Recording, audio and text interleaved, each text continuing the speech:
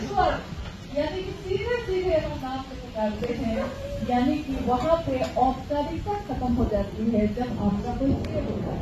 औपचारिकता वहाँ होती है जहाँ दूसरा है कोई, तो सामान्य शिष्टाचार हम करते हैं, मिस, सर, मैडम, हम तब लगाते हैं जब औपचारिकता होती है। इसीलिए आपने सुना होगा कि नमः शिवाय जो मंत्र है, पंचाक्षर मंत्र, इस नमः शिवाय मंत्र में भी 5 अक्षरों का ही प्रयोग किया जाता है शिव के लिए सीधे, और कहीं कहीं पे ओम बाद में लगाया गया है, लेकिन सम्मान के लिए किसी ने लगा दिया।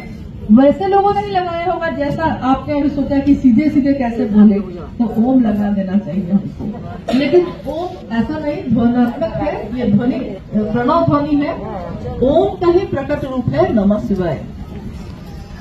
तो इसके लिए महादेव को हम सीधे सीधे बोलते हैं, क्योंकि वो सबसे ज्यादा प्रिय है, उनसे ज्यादा प्रिय कोई नहीं है, प्राण के प्रिय, मेरी प्रिय। जैसे साहब ने कहा कि जब चिट्ठी कोई लिखता है, अभी अभी शादी हुई है, अभी अभी तो पति से अलग हुआ है, बहुत तेज प्रेम की का जो है मन में पैदा हो रहा है, और गया है वहां से चिट्ठी लिखता है अपनी पत्नी को, और लिखता है, ऊपर लिफाफा के लिखता है श्रीमती, श्रीमती के साथ लिखा है उसने, लेकिन अंदर जो कार्ड निकलता है उसमें लिखता है प्राण प्रिय, यानी प्राणों से प्रिय हो तुम।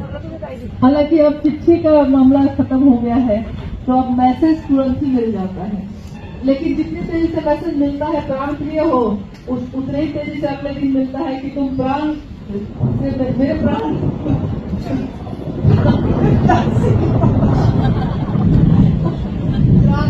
प्राण की प्यासी। हाँ, जैसे शब्द ही है, एक ही शब्द के अनेक होते हैं।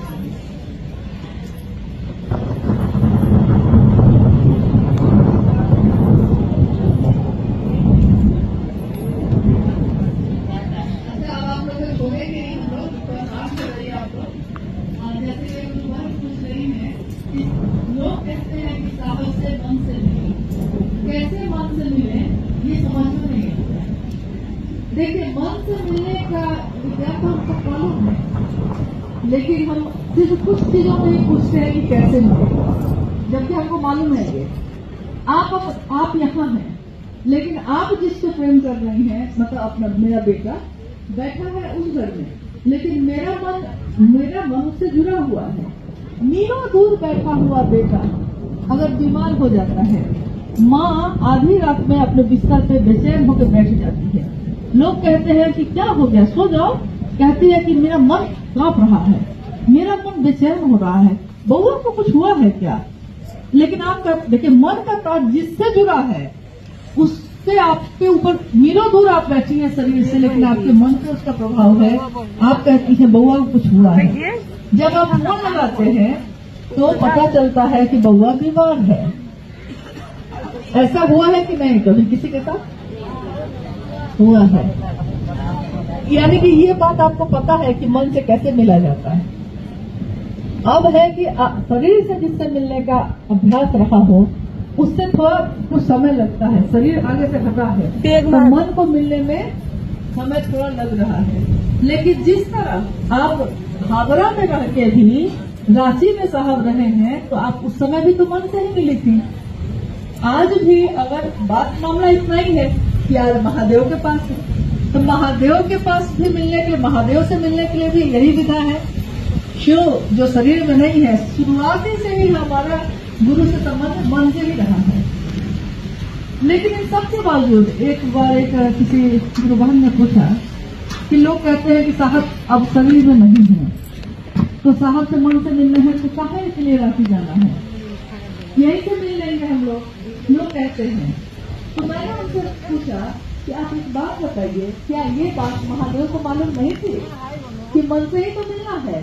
जब महादेव की इच्छा में इतना बल है कि उन्होंने इच्छा की और सृष्टि बन गई, तो क्या महादेव की इच्छा में ये बल नहीं होगा कि वो सोचते कि सबके सब शिव से बन जाए, और लोग शिव से बन जाते?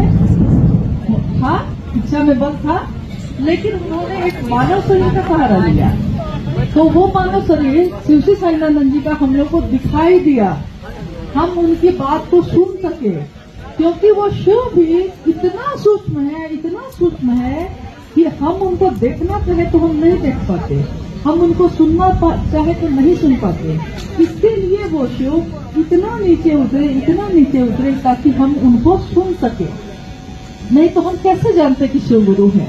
अगर कोई मानव शरीर में आके ये नहीं कहता तो आप आकाश में गुजरने वाली बिजली का दर्शन आप कर पा रहे हैं? एक बिजली तो कड़क रही है तो हम लोग यहाँ बैठे बैठे कांप रहे हैं, और एक बिजली, मामूली सी बिजली, कितने बड़े ब्रह्मांड में एक बिजली चमक रही है तो हम कांप रहे हैं। और शिव की ऊर्जा का आकलन कर लीजिए कि उस ऊर्जा का क्या स्रोत होगा, वो ऊर्जा कैसी होगी। लेकिन उस ऊर्जा को सीधे बंद कर दिया जाए तो हम जीवित में बचेंगे तो उसको देख सकेंगे। अगर 440 वोल्ट एक ही साथ पास कर दिया जाए तो कार जल जाता है, लेकिन उसी 440 वोल्ट को ट्रांसफार्मर में पहले डाला जाता है, और ट्रांसफार्मर जिसके जितनी क्षमता है उसके अनुसार पास करता है उसी बिजली को। कोई 100 वोल्ट का बल्ब है, कोई 40 वोल्ट का है, कोई 200 वोल्ट का है, तो जो जिस तरह का लगा हुआ है उसी तरह की बिजली की सप्लाई उसमें हो रही है, ताकि वो जल नहीं जाए, रोशनी भी दे, काम भी हो जाए, लेकिन जले नहीं। तो आखिर शिव की शिष्यता इस धरती पे जो उतरी, वो भारित करने के लिए भी तो कोई पात्र होना चाहिए। तो क्यों नहीं आप हुए, क्यों नहीं हम हुए, क्यों नहीं कोई और हुआ, क्यों शिव के शिष्य हरिनानंद साहब हुए? अगर उस समय हम कहते हैं कि मन से ही मिल लेते हैं, तो मन से ही मिलना है आज भी, लेकिन जिस तरह आप वहां रह के मिलते थे उसी तरह आप यहाँ बैठे भी मिल रहे हैं उनसे। हाँ, स्थल का आप कहेंगे कि जगह का क्या प्रभाव है, तो जगह का प्रभाव तो है ही, तस्वीरों का प्रभाव है ही। मानव मन है, उसके मन में सारी चीजों का प्रभाव पड़ता है। तस्वीर अच्छी देखिए तो मन में अच्छा विचार होता है, गंदी तस्वीर देखिए तो मन में गंदा विचार आता है। मंदिर में चले जाइए तो उस समय कोई पाप मन में नहीं आता है, क्लब में चले जाइए तो सारी चीजों पर ध्यान जाता है। नहीं, स्थान का प्रभाव तो पड़ता ही पड़ता है। तो आज उपयोग के इस स्थल में बैठे हैं हम और आप, तो आखिर इस स्थल का क्या प्रभाव है हमारे आपके जीवन में?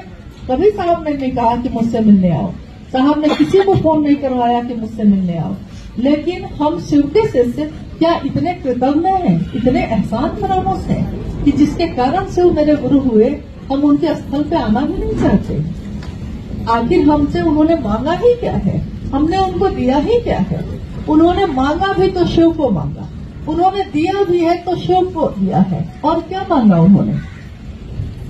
साहब बैठे थे, मंदिर सर आए और इनको पता नहीं था कि उस दिन साहब का जन्मदिन। ध्यान से उतर जाता है ना कभी कोई, उतर सब फूल दे रहे हैं तो इनको पता चला कि फूल दे रहे हैं। हाँ, सब देने लगे तब इनको ध्यान आया कि आज तारीख क्या है, तो कोई इनको पता चला कि फूल दे रहे हैं। कोई ये कह रहा है कि जा, मैं तो कुछ भी लाया नहीं, कोई फूल नहीं लाया। तो साहब ने कहा कि अगर मुझको दे सकते हो, फूल तोड़ने के तो खिलाफ ही रहता हूँ, कभी इनको अच्छा नहीं लगा कि फूल तोड़ दीजिए आप, फूलों को पेड़ों की शाखाओं पे ही रहने दीजिए। फूल शाखाओं पे ही खिलते हुए, शाखाओं पे ही सुगंध देते हुए अच्छे लगते हैं। तो साहब हरिनानंद जी ने कहा कि अगर मुझको दे सकते हो तो एक शिव का शिष्य दे दो। बाकी कुछ नहीं चाहा, जिसने शिव के लिए शिव को चाहा, जिसने मांगा भी तो शिव को मांगा, जिसने दिया भी तो शिव को दिया। हम उसके स्थल पे नमन भी नहीं कर सकते, हम वहाँ आके उनसे एक सूक्ष्म रूप में भी मिलने का अनुभव नहीं कर सकते, क्योंकि अनुभव भी तो आपका मन करता है, अनुभूति भी तो आपकी मन की अवस्था ही है। इसीलिए हम इस स्थल को नमन करते हैं, अपने गुरु शिव को, अपने सहदेवी को नमन करते हैं और कहते हैं कि आपने जिस तरह शिव के लिए शिव को चाहा है, हम सभी शिव के शिष्य भी शिव के लिए शिव को चाहें, बस इतना ही हो। बाकी तो जगत के को बेचकर जगत खरीदने का रिवाज पुराना है। ये साहब ने ऐसा कहा है कि जगत को बेचकर जगत को खरीदने का रिवाज पुराना है, लेकिन शिव के शिष्य तो ऐसा ना करें, वो शिव को बेचकर जगत को न खरीदें। जगत बेचकर अगर शिव को खरीद सकते हो तो खरीद दो, लेकिन जगत बेचकर जगत खरीदो, शिव को बेचकर जगत